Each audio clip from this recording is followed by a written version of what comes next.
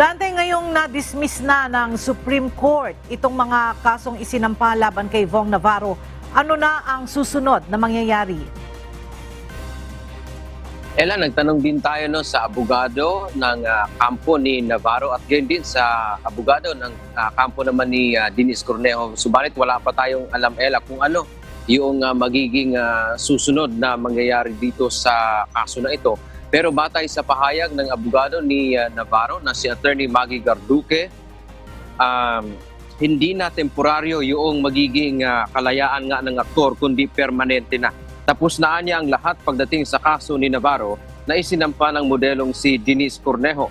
Sa tanong niya kung may remedy o iba pang paraan si Cornejo, ayon kay Garduque, wala na dahil ang Supreme Court o ang Court of Last Resort na ang nagdesisyon. Ang desisyon ng korte na i-dismiss ang kasong rape by sexual intercourse at acts of lasciviousness ay para na ring acquittal. Kaya naman hindi na pwedeng maghain ng motion for reconsideration ang kampo ni Cornejo. Batay sa desisyon ng Supreme Court, 3rd Division, ginawang basihan ito na i-dismiss ang mga kaso laban kay Navarro dahil sa pabago-bago o hindi consistent na pahayag ni Cornejo. Sinabi pa ng korte na hindi nagkaroon ng matinding pag-abuso ang DOJ sa kapangyarihan ng i-dismiss nito ang kaso na isinampa ni Cornejo.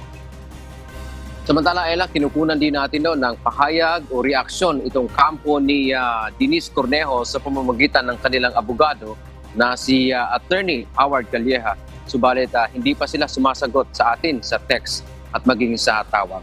Yan ang ating balita mula dito sa Maynila. Balik sa iyo, Ella. Maraming salamat, Dante Amento.